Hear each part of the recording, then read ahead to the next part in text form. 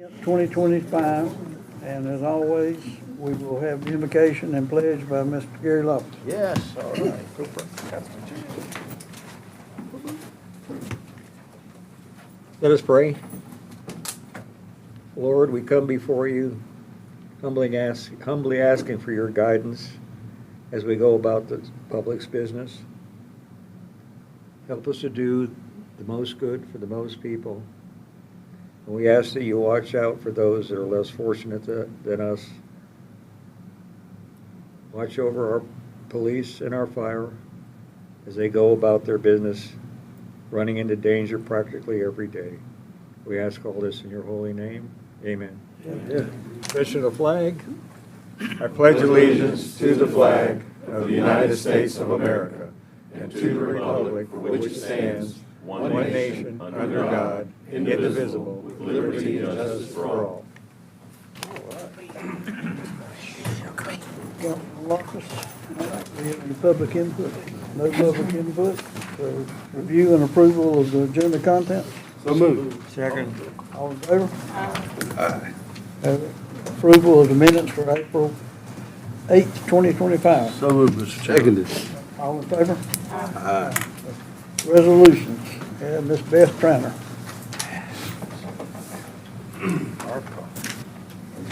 Thank you, Mr. Chairman, members of the committee.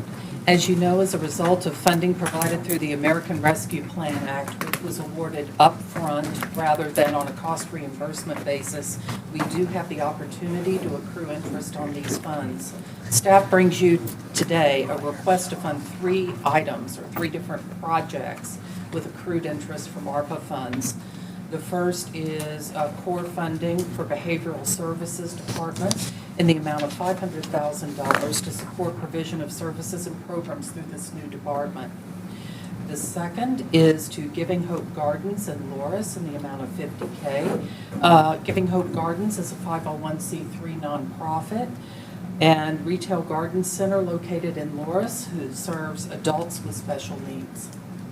And third, the Council on Aging, we are recommending funding in the amount of $150,000 for them to provide vital programming and meal services for the elderly across the county through meal delivery programs and congregate meal settings at its senior centers. Thank you for your consideration of this. It's a total of $700,000 in ARPA funding. Mr. Chairman, I'd like to make a motion we move forward with staff's recommendation. Second. All in favor? Aye. Good. Thank you. And on behalf of Chief Tanner, the next item before you is a resolution authorizing Horry County Fire Rescue to submit and accept if awarded the 2024 FEMA Staffing for Adequate Fire and Emergency Response or SAFER grant. I do have a slight change in the amount from the resolution that's in your packet. I'll send those updates around. We do have a red line because we had, a late-breaking update to the budget. So the total amount is $14,223,272.71. As you know, we have had 2 SAFER awards, one in 2018, one in 2020. Those are federal fiscal years. And this is a grant program that pays for salary and for fringes for the hiring of new firefighters. In the past, and that this is under COVID, the grant has reimbursed 100% of the salary and fringes for new employees. They've gone back to the old rules now, in which the first year, that's 75% of the salaries that are funded through federal funds, 25% through local. It's 75% federal for year 2, 35% federal for year 3. Also, this grant will not pay for turnout gear.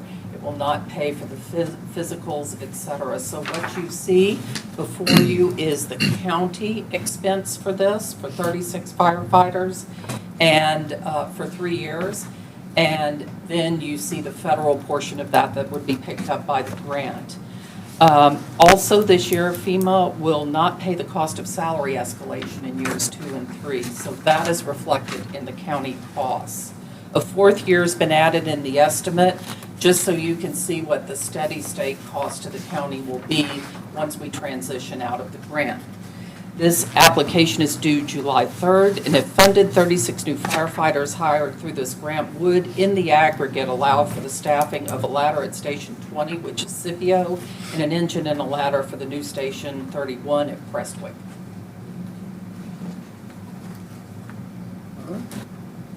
Mr. Chairman, I'd like to make a motion, we move forward with staff's recommendation. Second? All in favor? Aye. Good. Thank you, sir. Thank you, Ms. Ms. Floyd, authorization 15th Circuit Solicitor Office to accept, if awarded, body worn camera grant for $40,383.66. Good morning. As Mr. Hardy has said, I'm before you with a grant for body-worn cameras. Is for storage of our body cams and audios and videos in the amount of $40,383.66. And this is a reimbursement grant. Mr. Chairman, I'd like to move forward with staff's recommendation. Second. All in favor? Aye. We good? Thank you. Appreciate it. Okay. Mr. Sam Hodge, recognizing June 28th and 29th, 25 as amateur radio days. Good morning, sir. I'm here today to request the support of a resolution recognizing June 28th and 29th of amateur radio days here in Horry County. For over a century, amateur radio operators, better known as ham radio operators, have provided communication supporting during emergency and disasters, and recognized by organizations like South Carolina Emergency Management Division and the Red Cross as critical roles in communications. In addition to emergency response, these volunteers support our community by providing communication to public events like festivals, the marathons that are held locally, and also a lot of them are part of the National Weather Service Sky Warning program to warn those that for hazardous weather. June 28th and 29th amateur radio days are all across the country, including Horry County. This field day is a 24-hour operation that they go completely off the grid and run off power and or auxiliary power generators, and actually put their own antennas up in the trees and everywhere else to maintain that communication across the country. So with that, I request the support for adopting a resolution to honor the important work that our amateur radio community does. And that location on the 28th and 29th will be at Trinity United Methodist Church here in Conway. So they'll be set up there for 24 hours and communicating all around the world. Next question is there an additional way that we could show love and appreciation of these people? Because when we need them, and it's an important service. Or is this sufficient? We support them through the Emergency Operations Center as well, and through emergency management there as well. So They have a radio room that's right off the Emergency Operations Center. Through the new construction and some grant funding that we have, they have probably one of the most state-of-the-art radio rooms, so they love to come visit and play with all the new radio equipment that we've installed for them. So Would you just make sure this is on the access channel and maybe even a banner like on the app, just recognizing these people and say thank you? Because once again, if the next Hurricane Hugo we have, Yep. if not before, we really need them. Thank you. I'd like to make a motion, we move forward with staff's recommendation. Second. All in favor? Aye. thank you. Thank you, Sam. Chief Down, Carolina Farmers, Wildland. Good morning. March 1st was a day none of us will forget. And then 92 days later, we called the fire under control. 3 solid months of doing that, but it was not done by us alone. This is a resolution recognizing the 79 fire departments and those who come to help us as well. So we want to do that. And you see attached, you can see all 79 departments that were there. We also, during this incident, had over 1,500 firefighters respond to this call for us. Think about it, 1,500 people. We were here for 3 solid months there. We were on site with the extra engines there every day since day one. But now's the time, since the forester is now calling it 100% controlled, and now we can do the resolution to thank everybody for helping us do that. thank God we had all the rain we've had lately. We'll see what it looks like when it finally dries out. Hopefully it'll be fine, but we'll still be there to make sure everything's okay. So this is a resolution to recognize these departments that helped us and the community. I'd like to make a motion, we move forward with staff recommendation. Second? Second, all in favor? Aye. Good. So we have something I want to give you here. During the fire, council members asked about the hat that the wildfire team wore. And so we have a hat for the wildfire team for all council members. Thank you, sir. Okay. Oh. And for administration. Thank you. Thank you. Thank you very much. Thanks, Chief. Thank you, sir. All right, Chief Lindsay. Mr. Chairman, if it's okay with you, I'll do the 6, 7, and 8 together. So we have a resolution declaring 3 service weapons, one for Captain Tina Ball, one for Detective John Brantley Jr., and one for Lieutenant Jamie DeBerry as surplus equipment upon their retirement. Mr. Chairman, I'd like to make a motion, we move forward with staff's recommendation to honor and give thanks to these particular officers. Second. All in favor? Aye. Good. One quick comment. Yes, sir. These people are awful young to be retiring. 'Cause I'm the same age as them. They aren't young, you're old. They're worn out. They've provided great service. He Absolutely. had a choice to take the same path back then, didn't he?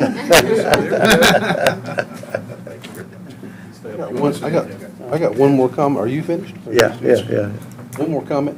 Thank you for the great work that the Horry County Police Department's doing. You've had a lot of distractions the last couple of months. You've put up with a lot of crap, but I appreciate the great job. I think the gross majority of our police officers are professionals doing a great job, and I'm on your team and in favor of it. Good job.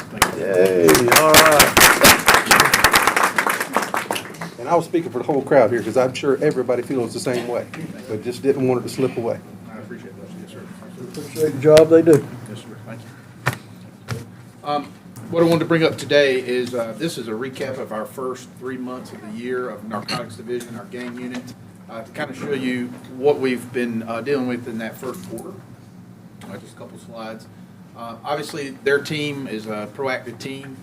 This is our street crimes gang unit, narcotics unit, and what they do is work in the community, encourage a team focus to go out and look for those particular bad elements that are hurting our community, our most violent offenders, gang and drug related.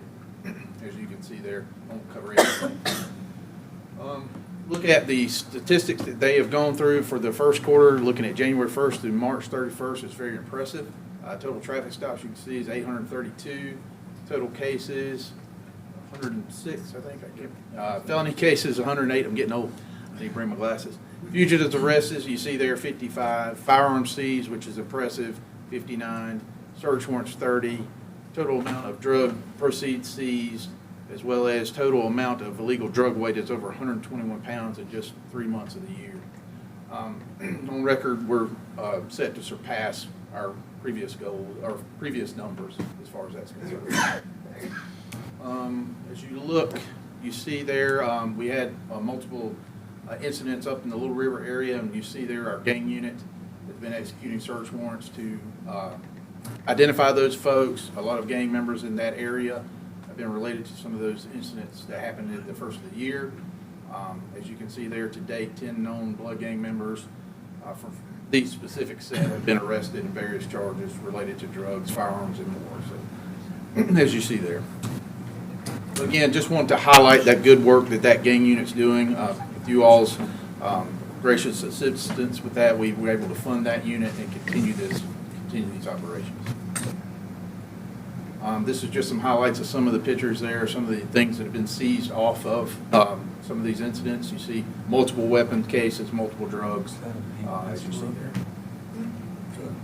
I think that's the end of that one. Any questions on our narcotics, guns, and our gang and drug investigators? Just kind of want to throw that out there. They're doing a good job. Good, yeah. Absolutely. Those numbers are continued on and increasing as we're moving into the next quarter. What I also want to take a moment to highlight too, and I know Mr. Webster is going to have a May recap coming up after me, but I wanted to highlight, not only are we dealing with all these special events, but I wanted to highlight some of the significant cases that you may or may not have been aware of just during the month of May. So not only are we up-staffed for all these special events, but we had some very significant crimes during the month of May. You'll see that we had a string of home invasions in the Conway area. We've produced multiple arrests on that case. It was upwards of 10 that we have documented. We had a murder investigation with an arrest in May, a mass shooting incident that you're aware of with 2 current arrests now, involuntary manslaughter with an arrest, an attempted murder with an arrest, death investigation with great media attention, a murder-suicide on May 27th. We also had an MYR bomb threat investigation, fire-related death investigation, multiple other shooting and stabbing incidents. So on top of all the events that we have, the Myrtle Beach Classic, Harley-Davidson Rally, Atlanta Beach Bike Rally, I just want to highlight the good work that your teams are doing out there. Our officers are out there doing the work, getting things done, identifying these folks, and making charges on these cases. So I just wanted to highlight that. I think sometimes in May, we get focused on those special events and forget all the other things that are going on, and our folks have been doing a phenomenal job. So, any questions on any of that? One more praise. I had lunch with one of our judges last week, and he was very complimentary towards the street crimes unit. He said not just doing great work, but doing great cases. And it amazes me how so many people work against the police to try to mess things up, and we have to prove so many things when we already know they're a bad person or a bad guy. So that was really impressive to me, that the judge was impressed with our street crimes unit doing good stuff. And I guess part of that was what he was praising you on. Absolutely. Thank you. I appreciate that recognition. Any additional? Thank you all. Appreciate your time. Thank you, Appreciate sir. your- Randy Webster. Thank you, Mr. Chairman, members of the committee. So Chief hit on some of what I wanted to talk about today, was that May, in the last year or two now, has become even a lot more demanding on public safety as a whole, and fire rescue and law enforcement in particular. And 911 gets overloaded as well. So just really want to thank them publicly for the work that they're doing to get through these events. I think some of you who were out there with them, especially toward the Memorial Day weekend, were at the tail end of a long month, and those folks are worn out. They really are, and now we're just getting into the summertime. So, but I just wanted to highlight that one thing and say thank you all for the work that you're doing, keeping everybody safe and doing what needs to be done. And what you highlighted, Chief, was another piece of this. While we're doing all that, everything else is still going on. The call volume is increasing every year, and the incidents types are getting more severe each and every year. So I'm just really proud of all of them, and I know you all are too, and we just need to make sure everybody understands it. And in public safety, it's a domino effect. Everything that they're doing ends up affecting other departments, such as the jail, solicitor's office, public defender. It's just huge. So just hats off to all of that. Overall, we had a very successful month of May. We had a couple incidents that did happen. And you all know that I'm very concerned about each one of these events has the potential to be significant. Things can go wrong. Luckily, they don't. But just once again, my hat's off to the planning that takes place, coordination. Emergency manager does a great job as well as helping to piece all this together with everybody. So don't want to miss anybody. But that's really it. Just want to take the opportunity to say thank you to everybody for the job that they're doing. Thanks, Mr. Chairman, on that. Randy, I have a question real quick. Yes, ma'am. If Chairman will allow me. Everybody did a great job. I know you did a great job, but May is getting bigger and bigger, like you said. And we did have a couple incidents that could have went another direction. So as we move into next year, can we just take a deeper look into May and how it's affecting us, both manpower, financially? I mean, our people are exhausted. Yes, you've said it exactly right. And by all means, we'll do what we can. And I can get with you offline on a couple of things too to see what we can do. But yeah, it's not getting any easier at all, not at all. So thank you for that. We'll definitely look into it. Appreciate it. CIT. Okay, so, thank you, Mr. Chairman. One of the things that I wanted to highlight today, our Behavioral Services Department is up and running. We have, obviously, Ms. Michelle Smith is the director. She'll come up right after this. But I want to take an opportunity to introduce to you our second member of the department, Ms. Kelsey Manamite, who is an investigator on the CIT program. And she is she's a police officer working with the Horry County Police Department, working with behavioral services. And in a nutshell, what she is doing is taking a different look at a lot of these cases from a behavioral services point of view. How can we bridge some of these gaps that we're finding within the community for mental health in particular, and make it better for the police department, but make it better for the community as a whole. So we're just getting started with this. As I've mentioned before, this whole issue is really law enforcement centric. So it's important to have someone in her position that can liaison between the lingo of the police department issues as well as working with the mental health side of it, is to work together on how are we going to make it better. So we've done a lot of great things to this point, and thank you, Mr. Chairman, again for challenging us with this. And I will guarantee you right now this is going to look even 10 times better in a year from now. These two ladies are incredible, and they challenge me every single day. And it is, when they get together, it's just watch out. So there's a lot of great things going to happen. So you want to say anything? You good? No, just thank you all for allowing me to be here. Yeah, Good. so this is really good. Thank you very much. Thank you for being on our team. All right. That's it. Thank you. Michelle? Hello, everyone. So I still can't believe it, but it's actually been 2 months since I was introduced here. Second day of orientation 2 months ago. So we've made a lot of great strides. As you can see, our department has doubled in size in 2 months. So we're doing pretty good, I think, given the time being. So I really just want to take a brief moment to just explain where we are and where we're going. As of right now, we have formed a generalized mission statement, so to speak, and it'll guide us throughout that process of establishing this department. So our goal right now is to simply just serve as a conduit of change and fueled by our countywide collaboration. So that's going to include our community partners, our community members, internal departments. But our hope is that this will truly pave the way to change the behavioral health landscape in reference to accessibility of services. I truly see this as being an ever-changing endeavor. So we will deviate and redirect as we need so that we're making sure that we're in alignment with the behavioral health needs of the community. But our first goal is to start meeting with everyone we possibly can. We want to meet with service providers. We want to meet with internal departments. We want to meet with community members who have family members with lived experience or have lived experience themselves. But our goal is to get a true qualitative snapshot of what our landscape is right now so that we have a baseline. Once we have that baseline, that will really allow us to strategically identify some common gaps and barriers that our community members are facing, which also means that our employees are facing the same barriers. But it'll also allow us to identify opportunities for collaboration to really bridge a lot of these silos and gaps. We have a lot to do. We're really excited to do it, but I truly just want to emphasize that we thank you for your support, and we truly are not going to be able to be successful without the support and input from the community and you all. Any questions, concerns? Do you mind sending that mission statement out to an email to the council, please? Sure. Thank you. All right. Once again, thank you, Mr. Chairman. Thank you. Thank all three of y'all, Thank you, ma'am. everybody. Justin White. Very exciting.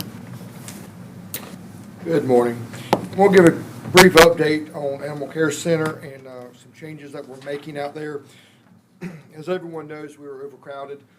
We maintain that status pretty much year-round now. That does not change anymore. So to help try to reduce the population of animals, the best path forward is an aggressive spay and neuter campaign. So with that being said, is what we've decided and come up with is that we're going to have a graduated scale for stray animals that come in that are running at large. If they're intact, it's a smaller fee, $25 to reclaim your animal. If they are not spayed and neutered, then the fee goes up, and it continues to go up each time the animal comes back in, that you have to come and get it. We will offer the public very reduced rates, spay and neuters, if they wish to have them spayed and neutered before they get them, so they can reduce that fee. The goal of this program is to get everything spayed and neutered as much as possible, to reduce the population. Well, we have been gracious. We're getting a new kennel. We're getting a new clinic. We're getting new facilities coming to the shelter, which will help, but that will not solve the problem. Overcrowding is solved by spay and neutering and encouraging the public to do the right thing by getting their animals spayed and neutered. We will also institute a microchipping program where every animal that comes into the shelter will be microchipped, so that when the owner reclaims them, the ownership will be passed over on the microchip, so if they are at large again, we can easily identify who owns the animal when it does come back to the shelter. So once again, will take effect on July 1st. We will also begin charging some of the municipalities for bringing animals to the shelter a small daily fee, so that we don't incur the cost without the people actually bringing it to us from the other agencies, incurring a little bit of the cost to help fund the feeding and the care of those animals while they're in our care. Any questions? Thank you. Excellent. Thank you, Justin. Sam Hodge, hurricane season.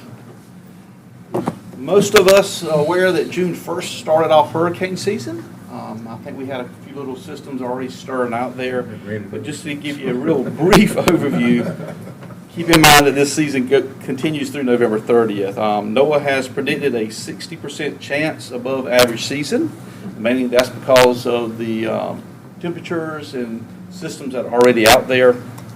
They're calling for 13 to 19 named storms with sustained winds greater than 39 miles per hour. 6 to 10 of those would actually become named storms, with 3 to 5 becoming a major hurricane with wind gusts or winds over 111 miles an hour. Mainly that's because of the reduced wind shear and high atmospheric moisture, along with the support of stronger storms that are coming off the coast of Africa. Here in Horry County, emergency management continues to prepare and work with municipal governments, the state, and our federal partners. Our public education and campaigns are in full swing out there, so our PIOs, Thomas Bell, along with some of our staff, are out there with homeowners associations. We got a big event at Coastal Carolina on this Saturday, so we're out there mainly just educating on which zone they live in, how to build that preparedness kit, and how to be ready for those storms as they approach. In closing, it's likely to be a more active season, but continued investment, planning, and coordination with all of our partners out there should keep us pretty resilient here in Horry County. And just thank you for your continued support, because as we know, when we're activated, all of our friends in this room come to visit. So, but we stand ready at emergency management with all of our partners and entertain any questions you may have. So we have a restriction. Now, if we have a hurricane, we're gonna make Randy lose that building. We Whoa, gave it to him. whoa. So he can't have So it. that was part of that contract with Randy. But I wanna watch him go in there until we know she's gotta go back to the old building. Yeah, that's 36 years since you. That's you now. Hearing no questions, that's all I have. He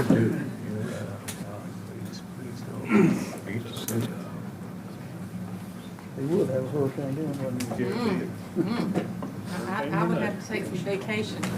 I'm gonna invite Lori Woods up here. Lori's our Deputy Director for 911. So, you know, there's a lot of certifications out there available to us based on our career paths and all. So in 911, there is a the National Emergency Number Association developed a program in the early 90s. I always age myself every time I step up here. For the emergency number professional. And it is not an easy certification to gain. You have to have a wealth of knowledge on everything from personnel to technology to legal to many things that Lori will probably have flashbacks for a long time because she's been studying for quite a while. And I encourage Lori to get this certification. I myself own it. I promise you I will never let it lapse because I don't want to repeat ever taking that test again. A quick story, there were 5 of us from across the PD region that took this exam together over at New Georgetown Tech many years ago. And we all were, we knew everything. We knew what was going to be on that test. And all. When we walked out of there, we wouldn't speak to each other. We would not look at each other. We all went to our respective home counties. Later, we had finally admitted after we got our results back and we passed that we had already said, I'm going to take that test again, but I will never tell anybody. I paid for it myself and I'll take it again. So I want you to understand that it's a lot of work. Lori spent a lot of hours video, researching materials and all that. And I'm so very proud of her because she has tenacity. And she did that with me continuously interrupting her. And doing her job. And also, Lori, I'm very proud of you. I have had this coin for a while, and I'm proud to present you with your emergency number professional challenge coin. Thank you. I'm very, very proud. I do just want to say, I think the county does an outstanding job of providing opportunities for employees to grow. We're given opportunities, if we take advantage of them, to get out there and grow professionally and personally. And this is one of those cases I feel like you have to seek it. It's not handed to you. But we do outstanding in providing our employees with that avenue. So again, thank you to everybody that encourages their employees and empowers us to go out and become better. That strengthens our organization. So thank you. Thanks, Lori. Good job. Good job. Thank you. All right, that takes care of our meeting. We have the department reports in the packet. If you've got any questions or people here to answer, we don't need an executive session, so our next meeting will be August 12th, 2025, and we adjourn. Thank you. Stop. There you go.